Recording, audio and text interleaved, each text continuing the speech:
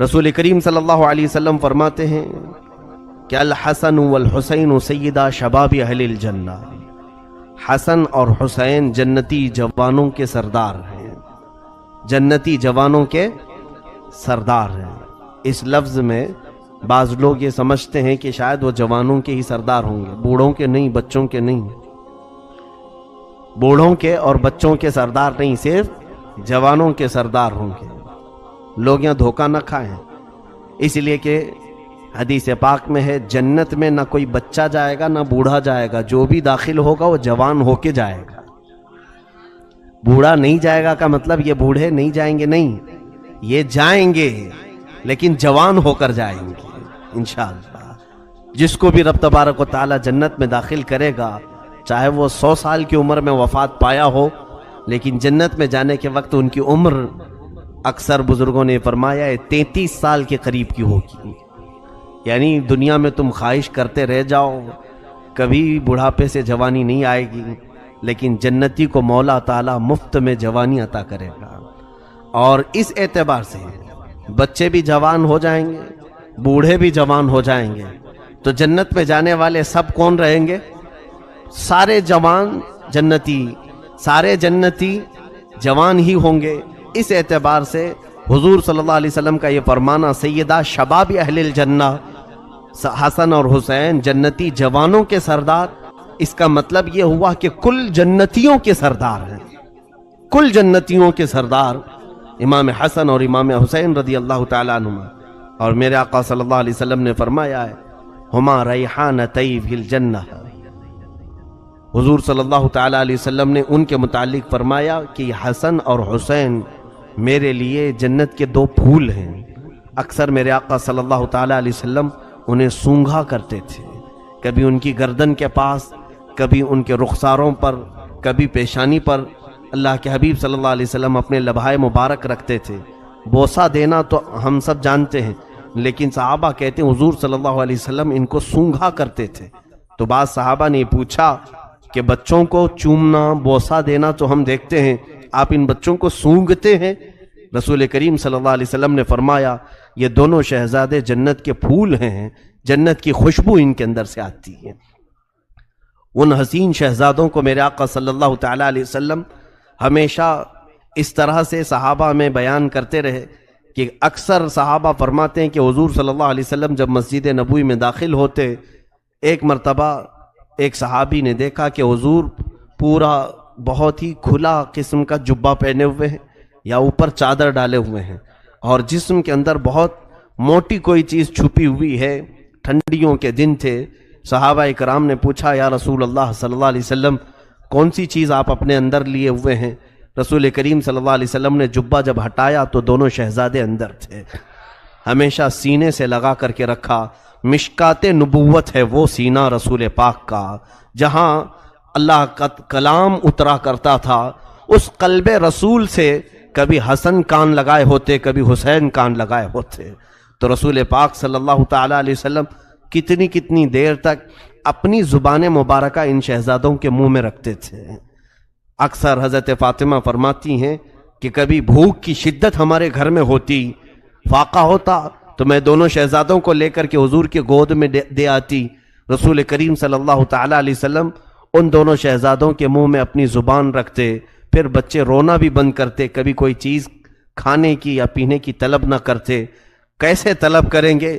ساری دنیا کا خزانہ جو وہ اپنے لبوں سے چوس رہے ہوں۔ سیدنا امام حسن اور امام حسین رضی اللہ تعالیٰ عنہ کو جو نسبتیں حاصل ہوئیں، میں کہتا ہوں پوری دنیا میں کسی کو ایسی نسبتیں حاصل نہیں ہوئی۔ انبیاء کرام علیہ السلام کے بعد رسول کریم صلی اللہ تعالیٰ علیہ وسلم کے گھر والوں سے جس طرح سے حسن و حسین کو نسبتیں حاصل ہیں، ماں کے متعلق میرے آقا نے فرمایا جنتی عورتوں کی سردار ہے۔ باپ کے لیے کہا کہ میں جس کا مولا ہوں اس کا یہ مولا ہے۔ باپ جب پوری کائنات کا مولا، ماں پورے جنتی عورتوں کی سردار، اور خود ان کو اللہ کے حبیب نے جنتی جوانوں کا سردار کہا۔ نانا سید الانبیاء ہیں، کون سی فضیلت ان کی زندگی میں نہیں ہے، کون سی نسبت نہیں ہے؟ اس سے بڑھ کر ان کو نسبتیں اور کیا چاہیے؟ حتیٰ کہ رسول کریم صلی اللہ تعالیٰ علیہ وسلم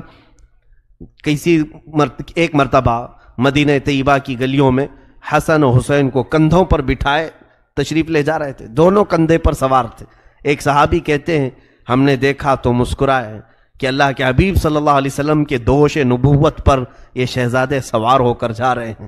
صحابہ نے پکار کر کے کہا اے شہزادو، کتنی اچھی سواری تم نے پائی ہے، کتنی اچھی سواری پائی ہے۔ رسول کریم صلی اللہ تعالی علیہ وسلم نے مڑ کر کے ان سے کہا اے لوگوں، صرف سواری کو دیکھ رہے ہو، یہ بھی تو کہو کہ سوار بھی کتنے اچھے ہیں۔ اللہ کے حبیب صلی اللہ علیہ وسلم اپنی تعریف کے ساتھ اپنے شہزادوں کی تعریف کو پسند فرمایا کرتے تھے، اور میرے آقا صلی اللہ تعالی علیہ وسلم ان کے لیے بے قرار بھی ہوا کرتے تھے۔ اکثر ایسا ہوا ہے کہ سیدہ زہرا فرماتی ہیں ایک مرتبہ حسن و حسین گم ہو گئے، مل ہی نہیں رہے تھے، میں گھبرائی ہوئی تھی، پریشان تھی، رسول کریم صلی اللہ تعالی علیہ وسلم کے پاس دوڑ کر آئی، کہا کہ حسن و حسین صبح سے نہیں نظر آ رہے۔ اللہ کے حبیب صلی اللہ علیہ وسلم نے بڑی اطمینان کا اظہار کیا، کہا کہ میرے ان دو بچوں کو ابھی کچھ نہیں ہوگا، کوئی کچھ گزن نہیں پہنچائے گا۔ خود اٹھے اور چلتے ہوئے ایک مدینہ طیبہ کے قریب درخت کے پاس گئے تو فرماتے ہیں حضرت فاطمہ زہرا رضی اللہ تعالیٰ عنہا، دونوں بچے آرام سے سوئے ہوئے ہیں اور دو فرشتے ان پر پروں سے سایہ کیے ہوئے ہیں۔ وہ بچپن سے فرشتوں کی چھاؤں میں سونے والے، جن کے گھر میں جبرائیل بے اجازت نہ آئیں، ان کی نسبتوں کو، ان کی سعادتوں کو، ان کی فضیلتوں کو بھلا دنیا میں کون بیان کر سکے گا؟ کس زبان سے ہو بیان مدح خانے اہل بیت؟ میرے عزیزوں، رسول کریم صلی اللہ تعالی علیہ وسلم کے ان شہزادوں کی فضیلت اس سے اندازہ کریں آپ۔ ایک مرتبہ حسن و حسین دونوں گھر میں ہیں، رسول کریم صلی اللہ تعالی علیہ وسلم بچوں کو کھلاتے بھی تھے اکثر، یہاں تک کہ اکثر ایسا دیکھا گیا ہے کہ صحابہ فرماتے ہیں نمازوں کے اوقات میں بھی حسن و حسین کو اپنے مصلی کے قریب بٹھایا کرتے۔ جب رسول پاک صلی اللہ علیہ وسلم خطبہ دے رہے ہوتے، دونوں شہزادے ایک ایک پاؤں پکڑ کر کے بیٹھے ہوتے تھے۔ حضور کے خطبہ دینے کے وقت دونوں شہزادے حضور کے قدموں کو پکڑ کر بیٹھے رہتے تھے ممبر پر۔ ایک مرتبہ حسن و حسین رضی اللہ تعالیٰ عنہ، چھوٹی سی عمر ہے، ان کی عمر 2.5 سال 3 سال کے قریب ہوگی، دونوں کھیل رہے ہیں گھر میں، اور رسول کریم صلی اللہ علیہ وسلم تشریف لائے اور کہا چلو آج ہم تمہاری کشتی کرواتے ہیں، دیکھتے ہیں کہ کون جیتتا ہے، کون کس کو گراتا ہے۔ حسن و حسین رضی اللہ تعالیٰ عنہ دونوں کی کشتی لگائی گئی۔ امام حسن مجتبی عمر میں بڑے ہیں اور امام حسین چھوٹے ہیں۔ حضور صلی اللہ تعالیٰ علیہ وسلم جب کشتی ان کو لڑا رہے تھے تو امام حسن کی سائیڈ لے رہے تھے، امام حسن کی سائیڈ، وہ بڑے ہیں اور کہہ رہے تھے حسن حسین کو یہاں سے پکڑو، حسین کو ادھر سے پکڑو۔ یہ باتیں دیکھ کر کے فاطمہ زہرا رضی اللہ تعالیٰ عنہا قریب آئی، کہا ابا جان یہ کیسا معاملہ ہے، آپ بڑے کی سائیڈ لے رہے ہیں، حسین چھوٹے ہیں عمر میں، عموماً لوگ چھوٹوں کا ساتھ دیتے ہیں، گھر میں کھلاتے بھی ہیں تو چھوٹوں کی طرف اور ان کے سائیڈ میں بات کرتے ہیں۔ حضرت فاطمہ سے رسول پاک نے فرمایا فاطمہ تم نہیں دیکھ رہی، میں ادھر سے حسن کی سپورٹنگ کر رہا ہوں اگرچہ، لیکن ادھر حسین کو جبرائیل تھامے ہوئے ہیں، ادھر جبرائیل حسین سے کہہ رہے ہیں کہ حسین ادھر پکڑو ادھر پکڑو۔ وہ گھرانہ کیسا ہوگا جہاں سید الانبیاء ایک شہزادے کو تھامے اور سید الملائکہ دوسرے شہزادے کو تھامے؟ دنیا نے ایسا کوئی گھر دیکھا ہوگا آج تک؟ دنیا نے آج تک ایسا کوئی گھرانہ دیکھا ہو؟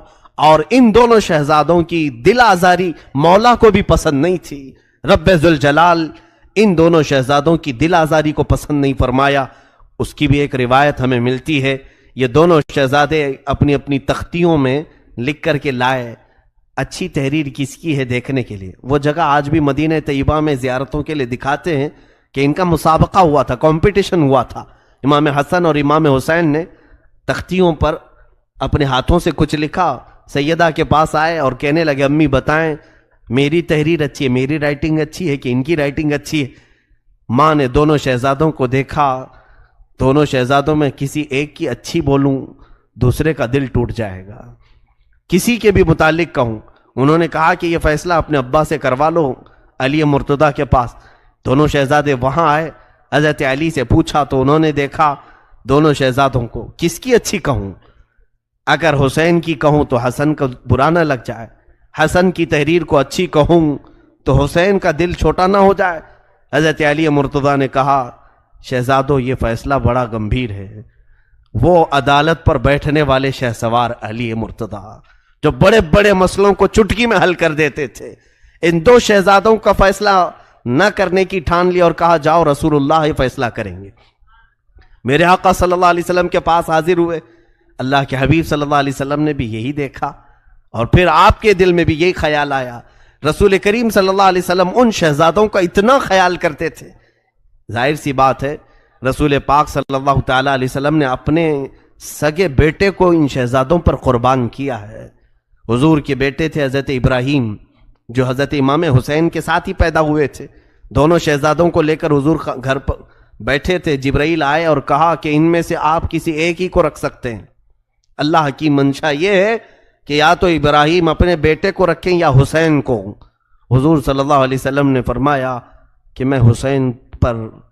میں ابراہیم پر حسین کو ترجیح دیتا ہوں، میں اپنے بیٹے کو قربان کرتا ہوں۔ 3 دن کے بعد حضرت ابراہیم کا انتقال ہو گیا، حضور کے بیٹے کا، کیونکہ ابراہیم کے انتقال پر حضور کو غم تو ہوگا لیکن حسین کے انتقال پر پورے اہل بیت کو غم ہوگا۔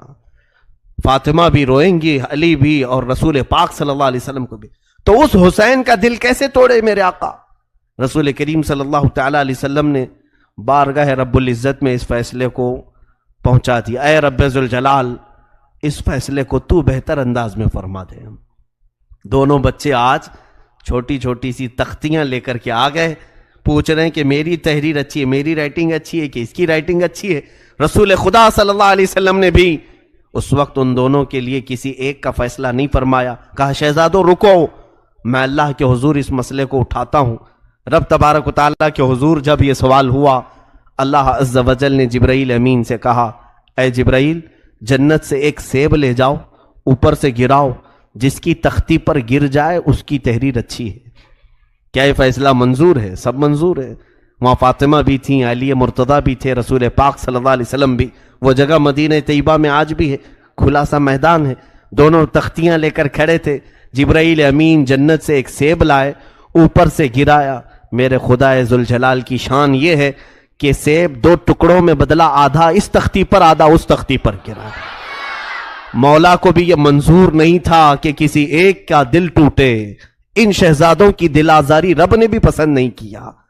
تو یہ وہ شہزادے رسول پاک صلی اللہ علیہ وسلم کے گھر میں پروان چڑھے، یہاں تک کہ صحابہ اکرام رضوان اللہ تعالی علیہ مجمعین بے حد تعظیم کیا کرتے تھے ان شہزادوں کی، اور حد درجے احترام کیا کرتے تھے۔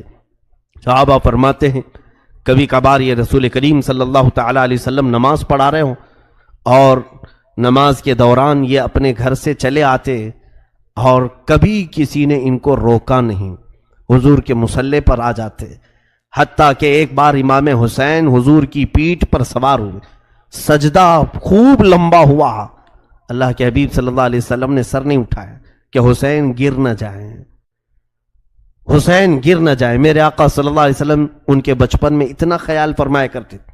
ایک بڑی حکمت کی بات مجھے نظر آتی ہے، میں نے اس سے قبل بھی اس چیز کو عرض کیا تھا کہ مدینہ طیبہ میں مجھے بات یاد آتی ہے، چند سالوں پہلے عام طور پر ہم جب حاضری دیتے ہیں تو حضور کے قدموں کی طرف، پیچھے کی طرف جالیوں کے جو لوگ سب سلامی پیش کرتے ہیں آگے کی طرف، پیچھے کا مقام، پیچھے کی طرف جگہ ایسی ہے کہ قبلہ بھی اسی طرف ہے، حضور کی جالیاں بھی اسی طرف ہے، تو وہاں کوئی موڑتا نہیں ہے کہ ادھر مڑ جاؤ، دعا ادھر کرو۔ نماز پڑھتے پڑھتے ایک بار ایسا خیال آیا کہ اتحیات پڑھ رہا تھا، تو جب اتحیات میں ہم پہنچے، السلام علیکہ ایھا النبی، اے نبی آپ پر سلامتی ہو۔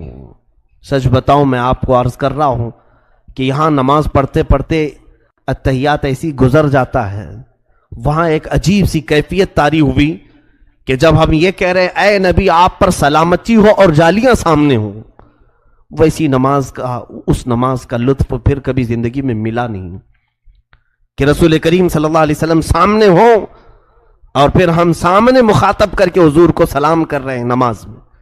اب یہاں پر ایک بات یاد آتی ہے، صحابہ اکرام کا معمول یہ تھا کہ ان سے پوچھا جائے کہ یہ چھوٹے سے ننھے سے بچے نمازوں میں سامنے آ جاتے تھے، ہمارے بچے آئیں تو تھپڑ مار کر کے نکال دیے جائیں مسجدوں میں، نمازوں میں خرابی پیدا کریں گے تو ہو، لیکن حسنین کریمین چھوٹی عمر میں جب صفوں میں سامنے آتے تو صحابہ خوش ہو جاتے تھے، صحابہ انہیں ہٹاتے نہیں تھے۔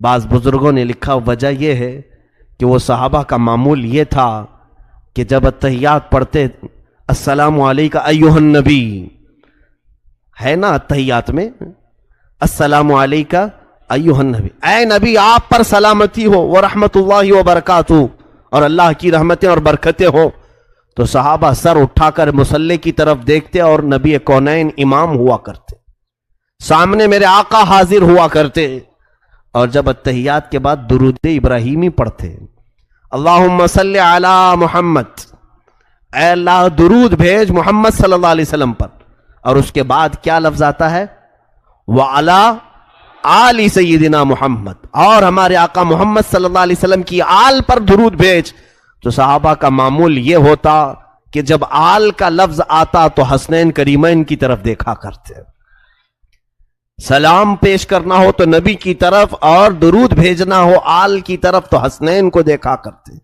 تو اس کا مطلب یہ ہے کہ ان کا نمازوں میں سامنے ہونا بھی نماز کو خراب نہیں کرتا اور نہ ہی نماز کو کم کرتا ہے۔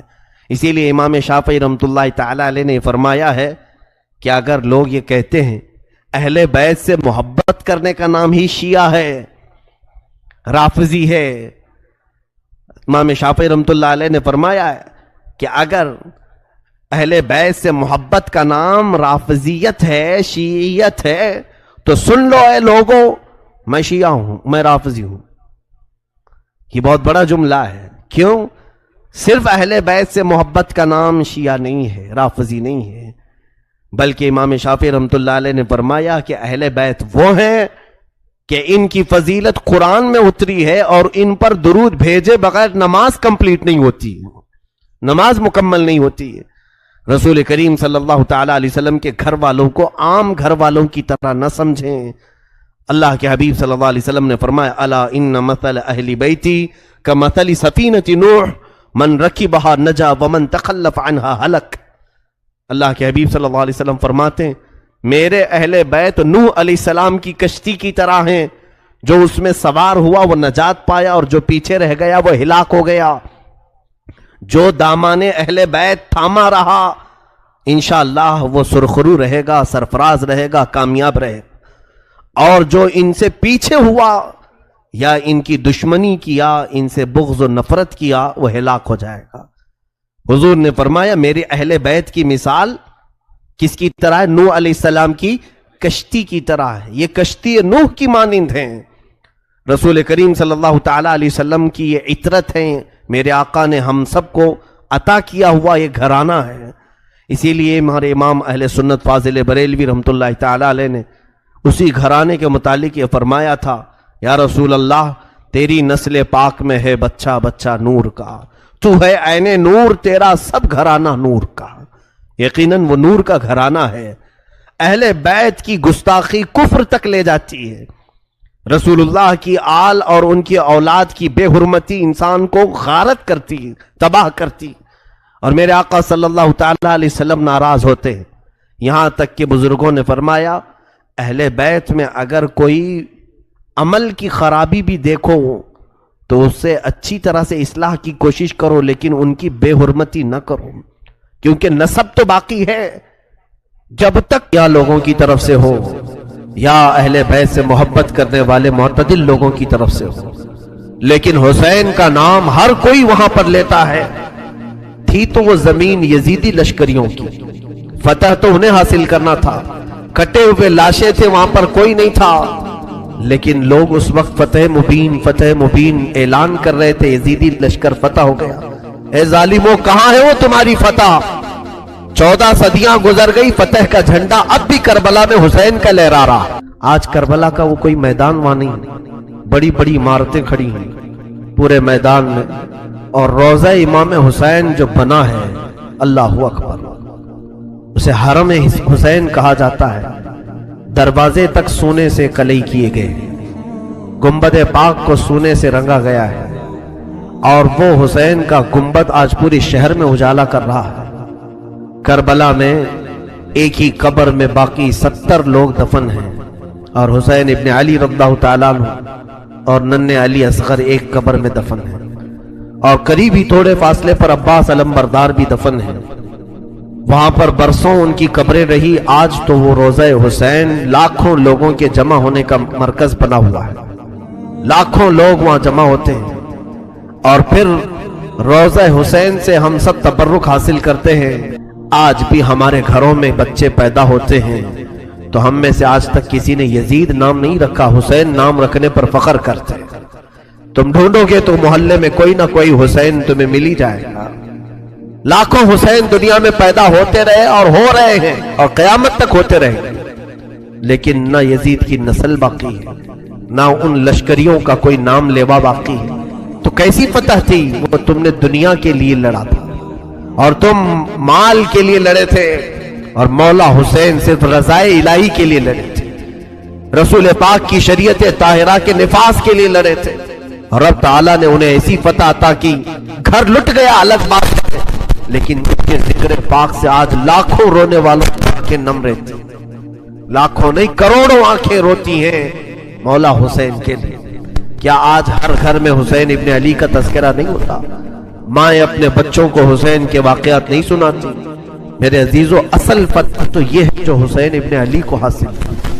مولا حسین ابن علی رضی اللہ تعالیٰ عنہ کو جو اللہ تعالیٰ نے مقام دیا، اور اسی طرح سے ملک شام بھی ہم نے دیکھا، دمشق کے بازار جہاں مولا کو نیزوں پر لایا گیا تھا، وہاں پر معلوم کیا کہ یزید کی قبر ہے کہاں، تو لوگوں نے بتایا کہ فلاں جگہ ایک دمشق کے لوگ کوڑا کرکٹ جہاں پھینکتے ہیں، کچرا پھینکتے ہیں، اسی کچرے کے اندر کہیں اس کی قبر ہے، لیکن کوئی نشان نہیں۔ تاریخ میں ہے کہ یہ جگہ قبر یزید ہے، اس جگہ پر یزید دفن ہوا تھا، اور اسے ایک بڑی بیماری لگی تھی، اس بیماری میں وہ مرا تھا۔ تو آج تک میرے عزیزوں یزید کی قبر کچرے میں گم ہو گئی، اور مولا حسین کی قبر لاکھوں کی ہدایت کا ذریعہ بنی ہوئی ہے۔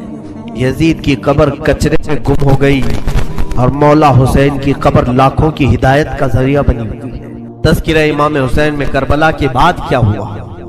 جب سارے شہید ہو گئے، ان کی لاشوں پر گھوڑے دوڑائے گئے، تو جو لوگ قریب آبادیوں کے لوگ تھے وہ آئے، ان لاشوں کو سمیٹا، کتنوں کو تو انہوں نے دفن کیا اور مولا حسین کو دفن کیا۔ اب بیبیاں خیمے میں تھیں، قیدی بنائی گئی، سیدہ زینب فاطمہ زہرا کی سگی بیٹی، حسین ابن علی کی سگی بہن ہے، زوجات امام حسین ہے، بی بی سکینہ ہے۔ اس خیمے میں چند عورتیں رہ گئیں اور بیمار زین العابدین ہے۔ یزیدی لشکر کی طرف سے لوگ آئے اور کہا کہ اپنے ہاتھ آگے بڑھاؤ۔ ہاتھ آگے بڑھائے گئے تو ان کو ہتھکڑیاں ڈال دی گئی۔ رسول اللہ کے گھر والوں کو ہتھکڑیاں ڈال کر باہر نکالا گیا، خیمے اجاڑ دیے گئے۔ بعض روایات یہ بتاتی ہیں کہ خیموں میں آگ لگا دی گئی۔ جب خیمے جل گئے، شام کا وقت تھا، مغرب کے بعد یہ لٹا ہوا تاخت و تاراج قافلہ کوفہ کی طرف جا رہا تھا۔ کربلا سے اب یہ کوفہ جا رہے تھے، لیکن ظالموں نے جتنے شہید ہوئے تھے ان کے سر سنبھال کر رکھے تھے۔ امام حسین ابن علی کا سر لے لیا، عباس علمبردار کا سر لے لیا، اور علی اکبر امام قاسم کے سر کاٹ کر لے لیے۔ سارے سروں کو انہوں نے، اس لیے کہ اس وقت ثبوت پیش کرنے کے لیے سر دکھانے پڑتے تھے کہ ہم نے ان کا قتل کیا ہے، اب سروں کو انہوں نے نیزوں میں ڈال دیا اور سروں کو لے کر نیزوں سے چلنے لگے۔ یہ سفر ان کا شروع ہوا، کوفہ کی طرف چلے۔ کیا ہے، ایک بڑی بات مجھے یاد آتی ہے، مولا حسین کی ایک کنیز تھی جس کا نام بی بی شیرین بتایا گیا ہے۔ وہ سیدہ فاطمہ زہرا رضی اللہ تعالیٰ عنہ کی بھی خدمت کر چکی ہیں۔ بی بی شیرین، اس کو حضرت امام حسین نے آزاد کر دیا تھا۔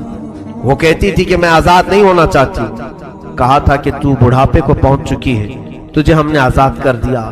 اور اس کے بعد مولا حسین نے جب یہ مدینہ طیبہ میں تھے، بی بی شیرین کو کہا تھا کہ تو آزاد ہے، جا، بہت سارا مال دیا تھا اور جمع کر کے کہا تھا کہ تو چلی جا، اپنی بقیہ زندگی آرام سے گزار۔ تو کہتی ہے ایک شرط ہے میری، میں اس شرط پر جاؤں گی۔ امام حسین ابن علی نے پوچھا کہ ہم نے تجھے کسی چیز سے روکا نہیں، منع نہیں کیا، کیا چیز تو چاہتی ہے؟ بی بی شیرین نے کہا تھا کہ مولا حسین بس چاہتی ہوں کہ میں گھر بنا لوں، گھر میں رہوں، ایک بار آپ اپنے قدم رکھ دینا، ہم غریبوں کے گھر پر ایک بار آپ تشریف لے آئیں، میری وہ معراج ہو جائے گی۔ امام حسین نے کہا بس اتنی سی بات، ہم تو غریبوں کے گھر روز جانا پسند کرتے ہیں، ہم روز جانا پسند کریں، جا ٹھیک ہے تیرے گھر ہم آئیں گے۔ اور بی بی شیرین نے کہا نہیں مولا، میری ایک درخواست یہ ہے کہ آپ اپنے خاندان کے ساتھ آئیں، اپنے شہزادوں شہزادیوں عورتوں کے ساتھ آئیں۔ مولا حسین نے ساری عورتوں سے کہا دیکھو بی بی شیرین کہتی ہے اس کے گھر دعوت ہے، ہم سب آئیں گے۔ اور اس کو بطور مسکراتے ہوئے آپ نے فرمایا بی بی شیرین ایسا نہ ہو کہ ہم آئیں اور تو پہچان ہی نہ سکے، ایسا نہ ہو کہ تو پہچان ہی نہ سکے۔ قدموں میں گر گئی، کہا کہ میں آپ کے گھر کی کھائی ہوئی، میں آپ کی پروردہ، کبھی آپ کو نہ پہچانوں، ایسا کیسے ہو سکتا ہے؟ وہ خاتون گئی، کوفہ کے قریب ایک چھوٹی سی بستی میں گھر بنایا، بڑا اچھا سا گھر بنایا، اور اس کی بستی والے بھی اس کی بڑی عزت کرتے تھے کہ یہ فاطمہ کے گھر کام کی ہوئی عورت ہے، حسین ابن علی کے گھر کام کی ہوئی عورت ہے۔ وہ ہر گھر میں جاتی تھی، بستی والوں سے کہتی تھی لوگوں دیکھنا میں نے گھر بنایا اور پیغام بھیج دیا ہے، فاطمہ کے لاڈلے شہزادے رسول امام حسین نے مجھے وعدہ کیا ہے ایک بار وہ میرے گھر تشریف لائیں گے۔ بستی والے کہتے تھے کیا تیری قسمت ہے کہ تیرے گھر مولا حسین آنے کی بات کر چکے ہیں، رسول اللہ کا شہزادہ تیرے گھر آئے گا۔ سب اس کی گاؤں میں بڑی عزت تھی، لوگ کہتے تھے کہ اس کی بات پر حسین آنے والے ہیں۔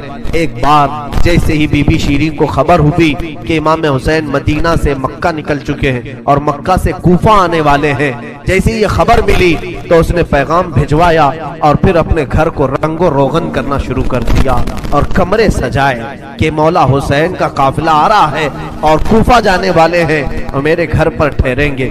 جنگ کی کوئی خبر ہی نہیں تھی، گاؤں والوں کو جیسی اطلاع ہوئی گاؤں کے سارے لوگ اس کے ساتھ مل گئے، پورے گاؤں میں سارے لوگ گھروں کی تیاریاں کر رہے تھے اور سب لوگ روز انتظار کرتے۔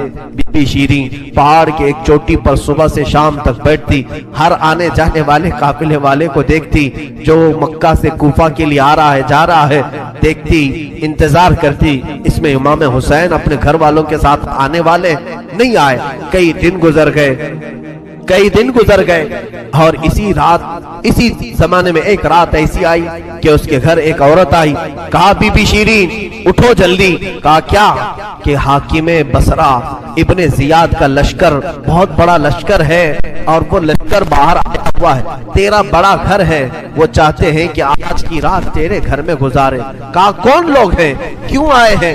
کہا سنا ہے کہ ایک باغی نے بغاوت کی تھی اور اس کا سر کچل دیا گیا، اسے مار کر کے اس کا سر لایا گیا ہے اور اسی کو دمشق امیر المومنین یزید کے پاس لے جایا جا رہا ہے۔ بی بی شیرین نے کہا پتہ نہیں کون سا باغی تھا، کس نے بغاوت کی تھی، کس سے جنگ ہوئی تھی، خبر نہیں ہے، بہرحال اگر حاکم کا قافلہ گھر کے دروازے پر کھڑا ہے تو میں دروازہ کھول دیتی ہوں۔ دروازہ اس نے کھولا، بہت سارے رات کا وقت ہے، شہزادوں کے سر نیزوں پر لٹکے ہوئے ہیں، حسین ابن علی کا چہرہ دھول میں اٹا ہوا تھا، زلفیں چہرے پر آئی ہوئی تھیں، بیبیاں سب باندی بنا کر لائی گئی تھیں اور سب جکڑی ہوئی تھیں، چہرے ان کے بالوں سے ڈھاکے ہوئے تھے۔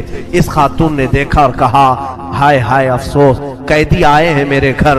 مولا حسین کہتے تھے قیدیوں کے ساتھ اچھا سلوک کیا جائے، قیدیوں کے ساتھ اچھا سلوک کیا جائے۔ اس نے اپنے گھر میں اندر داخل کیا، جو حاکم جو اس کے سپہ سالار تھے ان سب کو اندر بلایا، رات گزارنے کا مقام دیا، جگہ دیا، اور یہ بیویوں کو صحن کے باہر ہی چھوڑ دیا گیا، ان کو اندر نہیں لایا گیا۔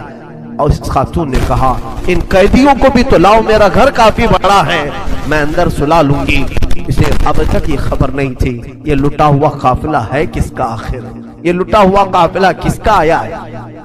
رات کے وقت اس نے کھانا بنایا، سارے فوجیوں نے کھانا کھا لیا تو بی بی سے کہا ان قیدیوں کو کھانا مت دینا، وہ کھانے کے مستحق نہیں۔ اس نے چلا کر کے کہا دیکھو ہمارا دستور یہ ہے کہ میں فاطمہ کے گھر کام کر چکی، وہاں فاقے تو رکھتے تھے لوگ گھر میں فاقہ تو ہوتا تھا لیکن باہر آنے والے مہمان کو بھوکا نہیں رکھا جاتا.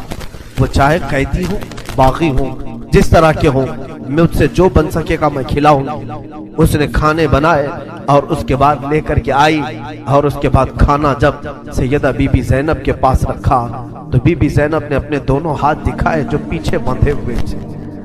اس خاتون نے بی بی شیرین نے کھولا اور ان کے بالوں سے چہرہ ڈھکا ہوا تھا اور اس نے کھانا پروسا کہ کھا لو بیویوں کھا لو. تو بی بی زینب نے پکار کر کے اپنے بھائی کا نام لیا یا حسین ابن علی. تو بی بی شیرین چونک اٹھی یہ نام تو کیوں لے رہی؟ یہ نام تو میرے آقا کا ہے جس کی میں باندھی تھی میں خدمت گزار تھی. یہ نام تو کیوں لے رہی ہے؟ بی بی زینب کہتی ہے بی بی شیرین کیا ہم نے تجھے پہچان لیا؟ بابا نہیں کہتے تھے کسی دن ہم گھر پر آئے اور تو پہچان ہی نہ سکے. یہ جو اونچے نیزے پر سر دکھ رہا ہے تیرے آقا مولا حسین کا سر اور یہ علی اکبر کا سر یہ قاسم کا سر ہے. بی بی زینب پکارتی گئی. بی بی شیرین نے دیکھا اور پکار کر کے کہا مولا کیسی مہمان نوازی کا وقت تم نے دیا؟ کیا اس طرح بھی کوئی مہمان بنتا ہے کسی کے گھر؟ اور یہ کہتی ہوئی غش کھا کر گر پڑی. اس پر پانی ڈالا جاتا وہ اٹھتی پھر غش کھا جاتی بے ہوش ہو جاتی. سچ کہا تھا مولا حسین نے اے بی بی شیرین ہم تو وعدہ کیے ہیں آ کر رہیں گے کہیں ایسا نہ ہو کہ تو پہچان ہی نہ سکے.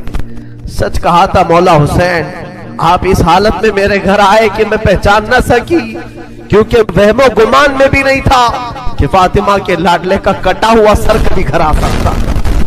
وہ غش کھا کر کے گر گئی. روایات میں ہے صبح جب اٹھا لوگوں نے فوجیوں نے اٹھ کر کے دیکھا تو بی بی شیرین کا جسم ٹھنڈا پڑ چکا تھا اس کی روح نکل چکی تھی. غم حسین میں لوگوں کی جانیں چلی گئی. یہاں آج دو آنسو ہمارے نکلتے ہیں تو لوگ ہمیں بولتے ہیں غم حسین میں لوگوں کی روح نکل گئی. جو اصلی محبت کرنے والے تھے وہ دنیا سے ہی رخصت ہو گئے. مولا حسین کی محبت کرنے والی بی بی شیرین دنیا میں نہیں رہی. کہا آخری جملے اس کے یہ تھے گھر بڑی آن شان سے اس لیے بنایا تھا کہ ایک بار مولا قدم رکھیں گے. اب انہوں نے قدم رکھ دیا تو اب جینے میں کوئی مزہ نہیں. اب میری زندگی کی تمنا پوری ہو گئی. اس کے بعد یہ قافلہ نکلا کوفہ کی طرف جا رہا تھا. ابن زیاد تک پہنچنا تھا. حاکم بصرہ حاکم کوفہ عبید اللہ بن زیاد کے پاس یہ قافلہ جانے سے پہلے کئی منزلوں پر رکا. دوسری رات آئی تھی. دوسری رات ایک گرجا گھر کے پاس ان کا قیام ہوا. وہ ایک عیسائی کا گرجا تھا. وہاں پر قیام ہوا. عیسائی نے دیکھا کہ بہت سارے کٹے ہوئے سر آئے. اس نے بھی اپنے چرچ میں رکنے کی اجازت دی. ہائے افسوس عیسائی بھی رحم کھا رہے ہیں. کیسے وہ مسلمان تھے جو رسول اللہ کے گھر والوں پر رحم نہ کھا سکے. عیسائی نے رکنے کا وہاں پر رکنے کی اجازت دی. اس کے بعد کہا رات کو اس نے کہا کہ یہ جو سروں پر یہ جو نیزوں پر سر ہے کیا یہ ہمیں ایک رات کے لیے دو گے؟ لوگوں نے کہا لے لو لے لو لیکن امانت کے ساتھ واپس کرنا کہ یہ ہمیں دمشق پہنچانا ہے. اس نے سر حسین کو لیا دھول کو صاف کیا اس لیے کہ اسے دور سے اس چہرے میں کچھ چمک نظر آ رہی تھی.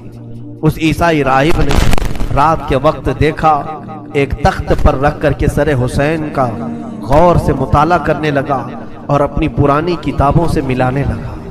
پرانی کتابیں پڑھتا تھا اور چہرہ دیکھتا تھا بار بار دیکھتا تھا.